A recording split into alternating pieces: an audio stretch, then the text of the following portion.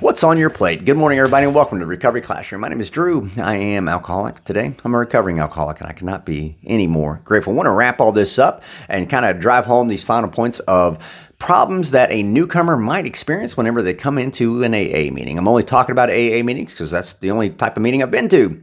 I want to give you my disclaimer. There is a difference between an AA meeting or fellowship and an AA program. The AA program is a perfect program for imperfect people. I will continue being an advocate for the AA program, and that'll be that way till the day that I die. But there are going to be problems that you may witness as a newcomer. Hopefully not. Chances are you won't. But in the event that you do, you'll be a lot better prepared for how to proceed. And like I said, today I'm going to try to drive this home. For me, I drank. Take it back in time. For me, I drank because I was insecure. I had feelings of inadequacies, insufficiencies. Didn't feel good enough. Didn't feel like I belonged anywhere. I couldn't fit in. And so what I would do is I would drink. I would drink to convince my brain, hey, Drew, you can fit in here. You can fit in with these people. I clearly remember thinking, well, the drinking will be an icebreaker. I'll fit in, right? And it's incredible for me to look back and even think that. I would always try to please other people. How many people pleasers I got out there? You people pleaser too? I used to be. I would always try to please other people in the hopes that they would give me affirmations that I couldn't even find within myself. And eventually, over time, my drinking escalated to the point where my desire to stop drinking became much, much greater than my desire to fit in. See, drinking had taken over my entire life. It had taken over even my desires to fit in and feel like I belong somewhere. Drinking took over everything. And so my desire to stop drinking became the number one, to this day, still my number one goal.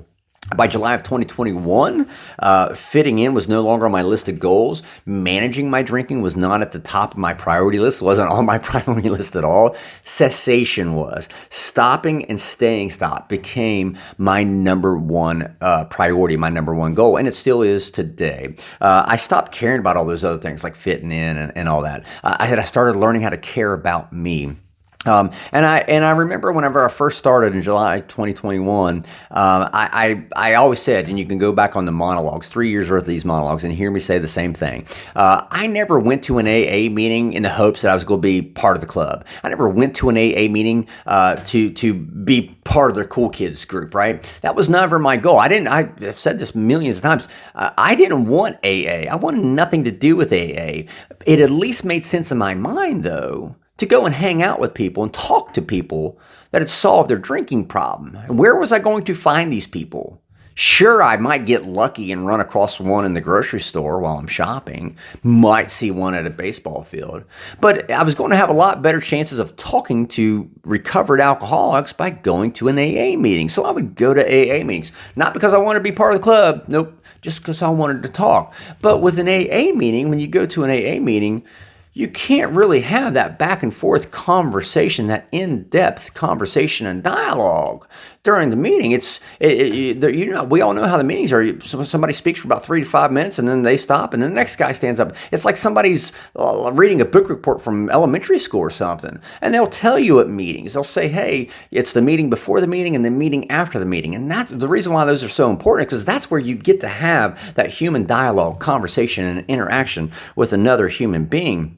And through the course of me doing those and having that human dialogue and conversation and interaction, I was able to find that the program would work. I signed up for the AA program. I never signed up for the AA fellowship. That was never my goal, still isn't my goal. And in the Big Book of Alcoholics Anonymous, on the very last page, Bill Wilson even reminded me on page 164, he even says, he will show you how to create the fellowship you crave. That's what meetings did for me.